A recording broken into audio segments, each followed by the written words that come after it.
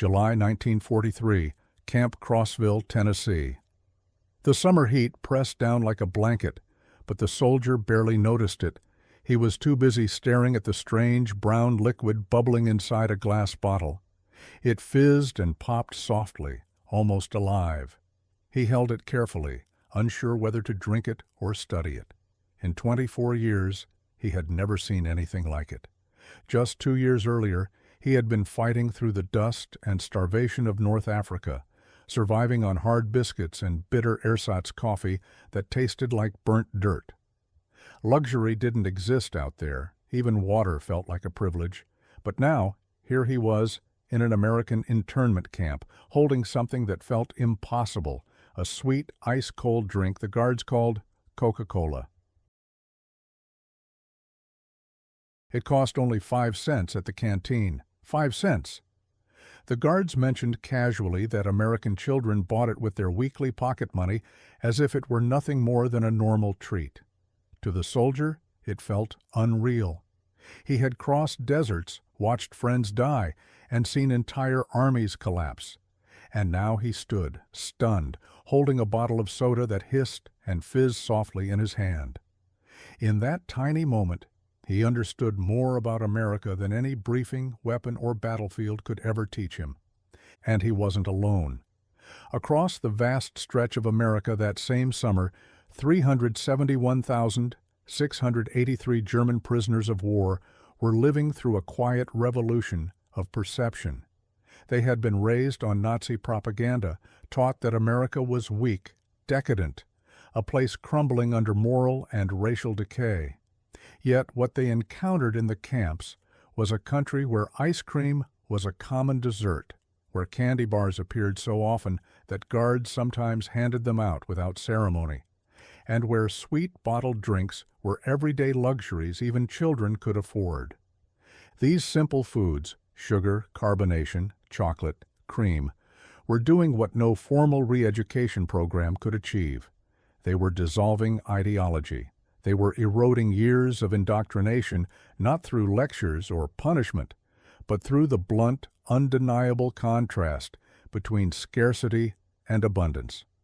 For men who had grown up during Germany's lean years, who had known rationing long before the war, America's casual plenty didn't feel like decadence. It felt like a revelation.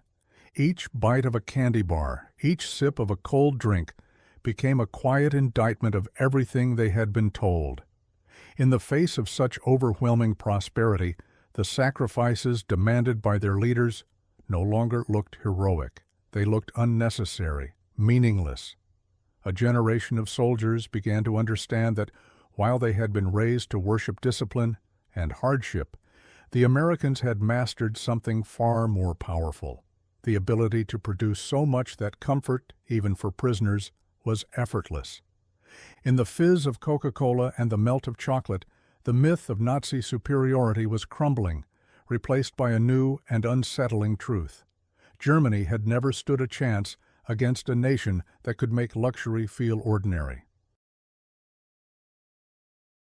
The psychological transformation began the moment the Africa Corps surrendered in Tunisia in May 1943.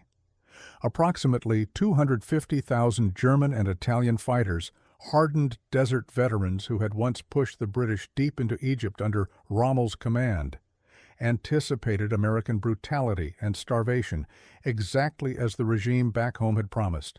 Instead, almost immediately upon capture, they encountered American K rations. These field rations, which American soldiers routinely grumbled about, seemed to the newly captured men like absolute treasures.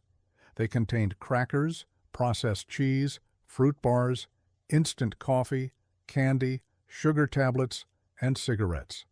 For men who had subsisted on minimal rations for months, these emergency provisions were perceived as genuine feasts. At the processing camps established in North Africa, American largesse continued without pause. Military records indicate that the U.S. Army served these enemy combatants pancakes with syrup, fresh eggs, and milk.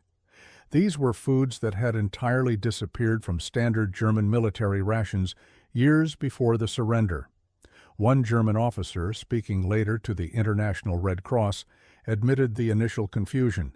"We expected to be starved as prisoners. Instead, the Americans fed us better than our own army had." This profound bewilderment regarding American resources was the true commencement of their education. The transport across the Atlantic in the summer of 1943 offered the next intensive course in democratic prosperity. The prisoners traveled aboard Liberty ships, vessels mass-produced at truly unprecedented rates. At peak, one ship was completed every 42 hours. These massive ships transported up to 30,000 prisoners monthly to the United States. Naval records reveal that the prisoner rations provided aboard these crossings matched or even exceeded the standard provisions given to the regular crew. Each man received approximately 3,500 calories daily, including fresh bread, meat, vegetables, and coffee served with sugar and milk. Crucially, the standard refrigeration systems installed on American vessels kept food fresh throughout the grueling 2-week journey. Documented accounts confirmed one astonishing detail. Ice cream was served on multiple occasions during the crossing. The logbook for the USS General M.B. Stewart from July 1943 specifically notes serving the frozen dessert to prisoners on the 4th of July. The vessel utilized its own ice cream maker, capable of producing 10 gallons per batch. For these men, many of whom had not seen ice cream since before the war, this simple frozen luxury served in the middle of the Atlantic Ocean utterly defied their conceptual understanding. When the ships finally docked at ports such as Norfolk and Newport News, the German POWs encountered an America that their leadership had promised was non-existent. The Norfolk Naval Base alone covered 4,300 acres and boasted extensive waterfront facilities, handling more cargo daily than some major German ports managed in an entire week. Prisoners were briefly exposed to exchange shops meant for dock workers, catching sight of shelves overflowing with candy bars produced by major manufacturers like Mars, Hershey, and Nestlé. Procurement records from 1943 confirm these exchanges were stocked with dozens of different candy varieties, all sold at the standard national price of 5 cents for most bars. The ensuing journey inland by rail only reinforced the bizarre nature of this captivity. Unlike the crowded, miserable cattle cars typically used for transport in Europe, the German POWs traveled in standard passenger coaches. The dining cars served full meals. Documented menus from July 1943 showed dishes like fried chicken, vegetables, pie, and coffee. The prisoners quickly realized this was not some form of special enemy treatment, but merely standard American rail service. Upon arrival, the prison camp system itself, constructed across the nation, offered living conditions that comfortably surpassed the requirements laid out by the Geneva Convention. A typical facility, like Camp Crossville, Tennessee, featured electric lights, flush toilets, hot water, and heated barracks. However, the greatest psychological impact was delivered by the camp exchanges, the PX stores. Army quartermaster records show these exchanges stocked an astonishing variety of goods. Multiple soft drink brands including Pepsi, Coca-Cola, RC Cola, and Dr. Pepper, various confections and candy bars, cigarettes and tobacco, fresh fruit, snacks, and, where adequate refrigeration permitted, ice cream. They even sold 3.2% alcohol beer. Prisoners who engaged in labor earned 80 cents daily, a rate later increased to $1. With Coca-Cola and most candy bars priced at just 5 cents, a single day's wage could purchase 16 items. This was an abundance far beyond anything imaginable in Germany, where such products, if available at all, necessitated special connections or the black market. Coca-Cola rapidly became the defining symbol of American industrial democracy. The Coca-Cola Company's wartime output was staggering, with company records indicating 5 billion bottles produced in 1943 alone. The military contract guaranteed that the drink would be available to American servicemen globally for just 5 cents. This commitment demanded a level of logistics previously unheard of. German prisoners, most of whom had never tasted the beverage before their capture, were astounded to find it utterly ubiquitous in America. Every camp received regular deliveries.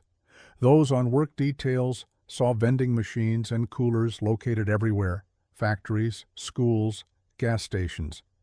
They observed that Americans of all classes and ages drank it casually, often discarding bottles containing half-empty servings without a second thought.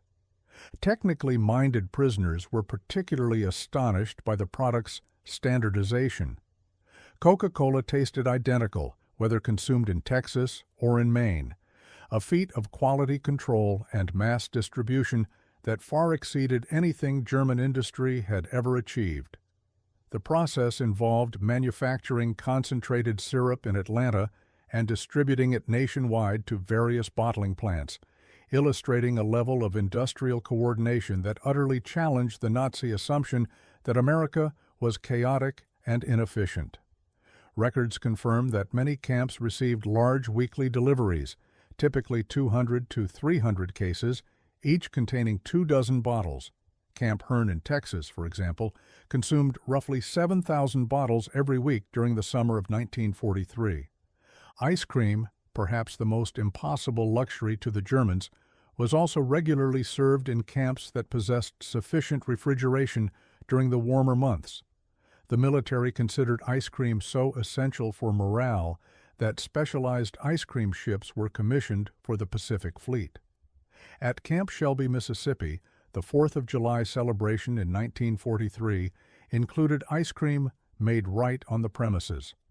The prisoners watched as large hand-cranked freezers churned out gallons of the dessert using ice, salt, cream, sugar, and flavorings.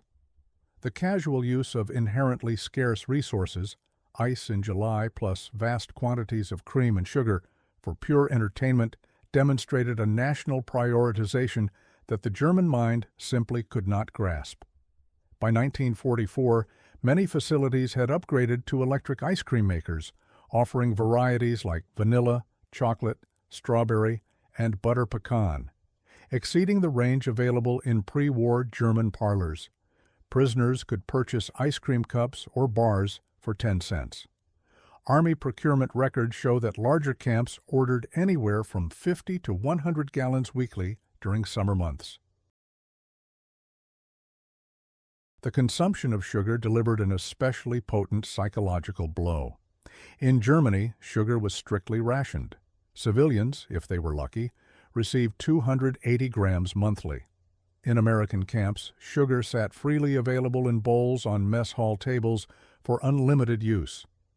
Quartermaster records from 1943 to 1945 show that camps received 100-pound bags of refined sugar weekly. Camp bakeries utilized sugar liberally, ensuring that pies, cookies, and cakes regularly appeared on the menus. Coffee, tea, cereals, and desserts were sweetened in the mess halls without any restriction.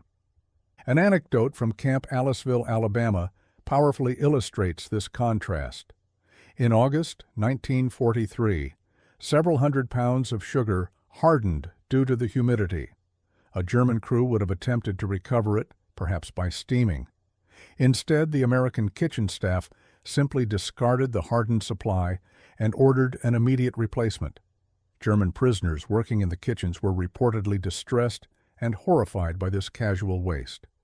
American patterns of chocolate consumption revealed the same democratic abundance. Major manufacturers like Nestlé, Mars, and Hershey produced millions of bars every month, even while the war raged. The military alone procured 380 million pounds of chocolate products throughout the conflict.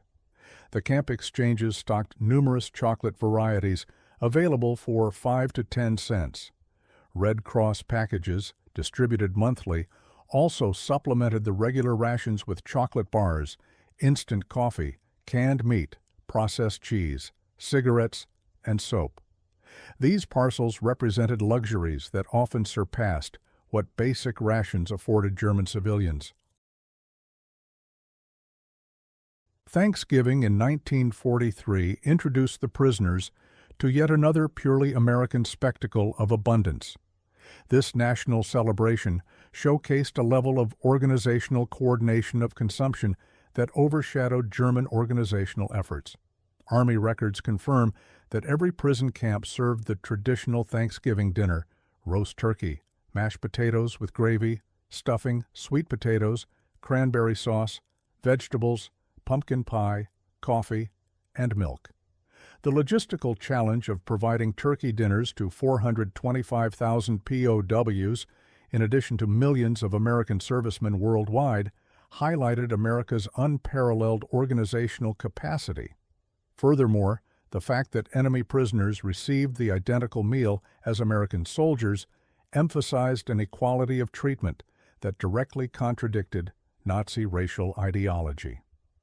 Christmas 1943 brought unexpected generosity from the American civilian population. Church groups, civic organizations, and individuals sent packages to the German POWs.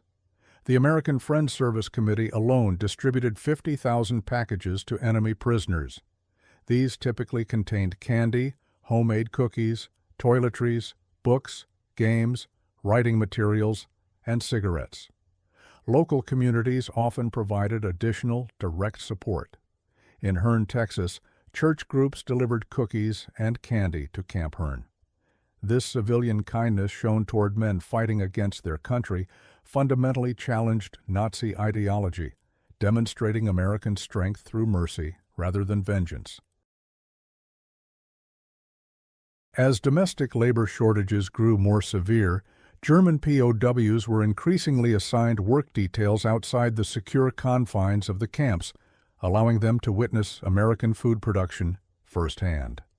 By 1944, roughly 100,000 prisoners were working in agriculture and food processing, gaining intimate knowledge of the sheer scale of American abundance. In Michigan orchards, prisoners picked cherries, many destined for maraschino production, the bright garnishes often used to top ice cream sundaes. The sheer volume was staggering. Single orchards produced tons of fruit intended only for decorative purposes. At canning facilities, prisoners observed quality control standards that often rejected perfectly edible food due to minor imperfections. Del Monte records from 1944 indicate that approximately 15% of fruit was rejected for canning due to minor blemishes or size irregularities, usually diverted to animal feed. The waste, though functional within the American system, was astonishing to the German observers. In Colorado and Nebraska, sugar beet processing revealed agricultural mechanization far beyond German achievement. Single American farms produced more sugar beets than entire German regions. The prisoners learned that American sugar production, sourced from both beets and cane, reached approximately 7 million tons annually, explaining the constant casual abundance they had observed in the mess halls. Working near schools, some prisoners witnessed early versions of organized school lunch programs, with children receiving hot meals that included protein, milk, and vegetables. The logistics of daily milk delivery to thousands of schools demonstrated an organizational capability that Germany could not even muster for its own critical military supplies. Some school cafeterias even offered ice cream for additional purchase. The concept of American children buying frozen desserts at school while German children faced severe food shortages created a profound and lasting impact on the prisoner observers. When minimum security prisoners ate at local American diners under supervision, they encountered democratic abundance in its purest form. These small restaurants offered menus comparable to those found in elite German establishments, yet they were available to anyone with modest funds. Documented 1944 prices showed a hamburger for 25 cents, Coca-Cola for 5 cents, a slice of pie for 15 cents, and a full dinner special for 65 to 75 cents. The equality of service was striking. A bank president and a factory worker might sit at adjacent counter stools, served by the same waitress, eating identical meals for the same price. This contradicted every facet of German social stratification. As the POWs gained access to American publications, they internalized production statistics that dwarfed Germany's wartime efforts and often its peacetime peaks. American production figures documented in 1944 included approximately 7 million tons of sugar, 380 million pounds of chocolate products purchased by the military alone, and over 500 million gallons of ice cream. In contrast, Germany during the same period saw chocolate primarily reserved for military priority, sugar heavily rationed, mostly from beets, milk severely rationed, and soft drink production minimal. Ice cream was virtually non-existent. The documented disparity was undeniable. The average prisoner consumption between 1943 and 1946 included 3,300 to 3,600 daily calories, 4 pounds of sugar monthly, 32 ounces of meat weekly, and a quart of milk daily, with ice cream regularly served during the summer. German civilian rations during the same period were restricted to 1,200 to 1,500 daily calories, 280 grams of sugar monthly, when available, and 10.5 ounces of often unavailable meat weekly. These differences were not mere propaganda, but documented, observable reality. Enemy prisoners ate better than German civilians. The abundance extended beyond just Coca-Cola. The prisoners discovered a competitive soft drink industry featuring Pepsi Cola, RC Cola, Dr. Pepper, Orange Crush, and many regional brands. The sheer variety of companies producing similar products demonstrated a market abundance impossible under Germany's controlled economy. Bottling plants, efficient and standardized in their technology, operated in every major American city, producing millions of bottles annually. This single industry's output of billions of bottles per year exceeded the total production of entire consumer sectors in Germany. Even American rationing, implemented during the war, highlighted the gulf between the two societies. Americans complained about their sugar allowance of 2 pounds monthly per person, which was still more than triple the German allowance. Meat rationing, at 28 ounces weekly per person, exceeded what many Germans received monthly. Records show that despite restrictions, Americans purchased 74 pounds of sugar per capita in 1944, 10 times the consumption rate in Germany. The arrival of spring 1945 brought the final crushing ideological blow. German POWs in America watched newsreels showing American GIs advancing through Germany, distributing chewing gum and chocolate to German children. The sheer joy of those children receiving American candy that their own government could not provide completed the demolition of the Nazi myth. The contrast was stark. American soldiers, fighting deep inside enemy territory, carried enough resources to give them away, while the German state, which promised global triumph, delivered only starvation. Newsreels of concentration camp liberations further compounded the ideological collapse, showing American troops sharing their rations with skeletal survivors, demonstrating a fundamental humanity toward the victims of the regime the prisoners had served. Between 1945 and 1946, the German POWs returned to a homeland that was utterly destroyed. Many had actually gained significant weight during their American captivity, while their families back home had suffered weight loss and starvation. Medical examinations confirmed that German prisoners generally returned healthier than when they were captured. This physical evidence, American plenty versus German deprivation, was undeniable. Many former prisoners brought home their final Red Cross packages containing coffee, chocolate, and canned goods that instantly became cherished family treasures. Children who had forgotten the taste of chocolate received Hershey bars from fathers who had regularly consumed ice cream while in prison. These former POWs transformed into unexpected advocates for the subsequent Marshall Plan.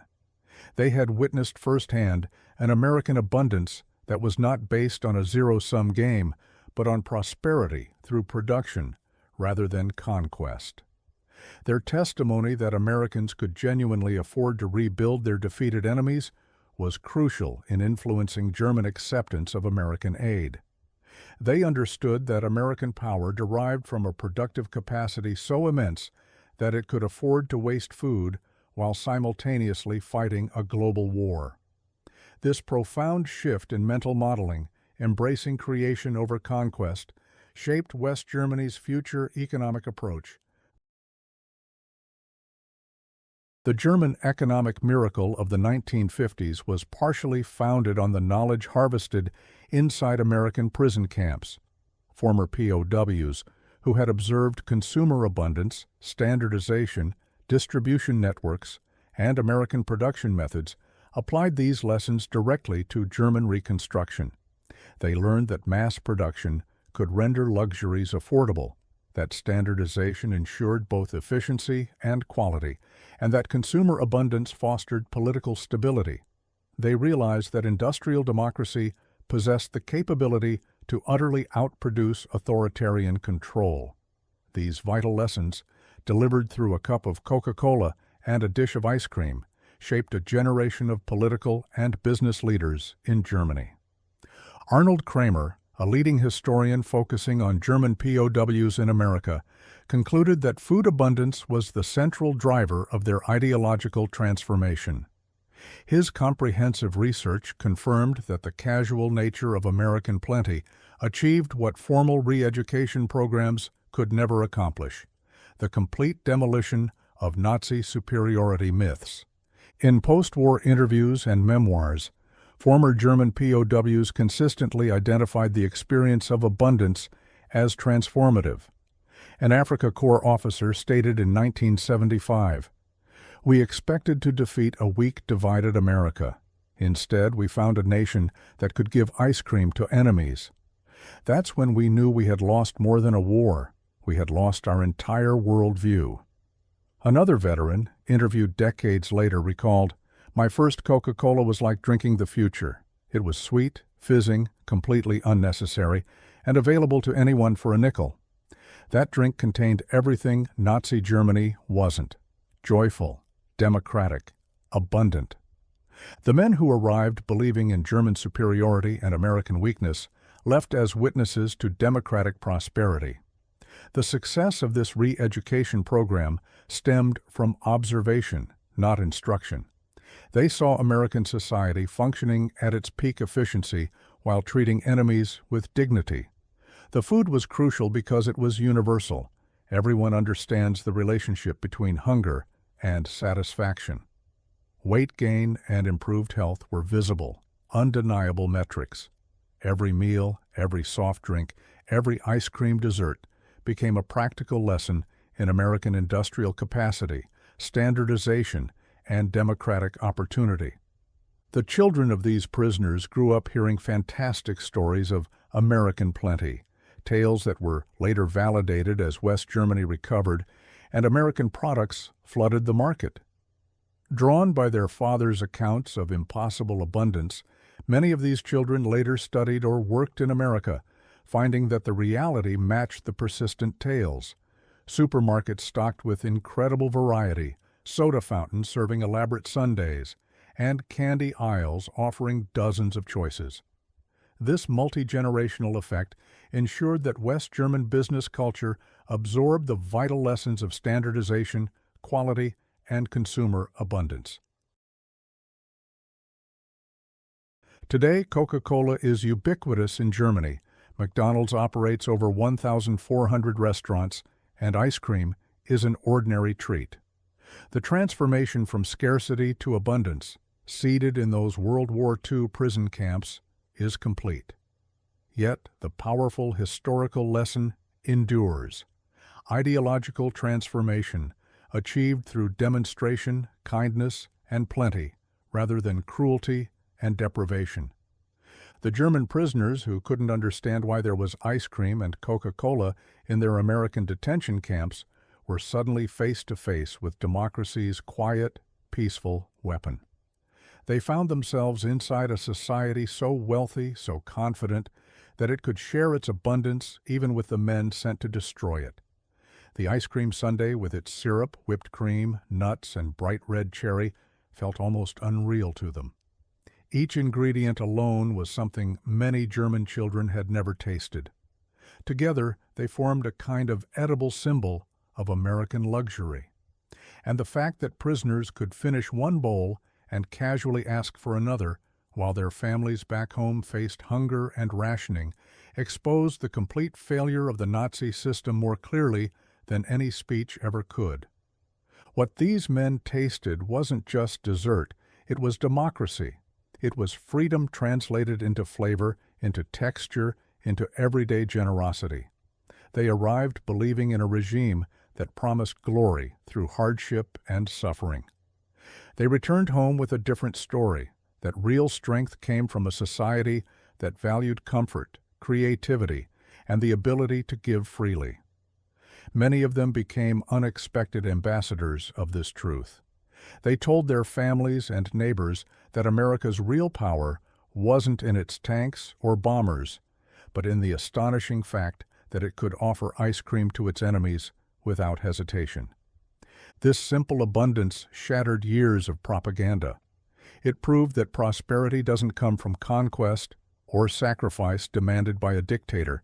It comes from freedom, industry, and choice. The war had been fought with bullets, planes, and steel, but in the end, something softer delivered a deeper victory: a bowl of ice cream, a bottle of Coca-Cola. A candy bar was handed out by a guard who didn't think twice about it. Those hot summer days in the American camps produced a transformation that weapons never could. Hearts and minds were changed not by force, but by generosity. The prisoners returned to Germany with a new understanding of the world, carrying the quiet, radical idea that democracy was not only stronger, it was also sweeter. And in that sweetness, shared so casually, America won one of the war's most lasting victories. It turned former enemies into believers through the simple act of offering a frozen dessert to those who had once marched against it.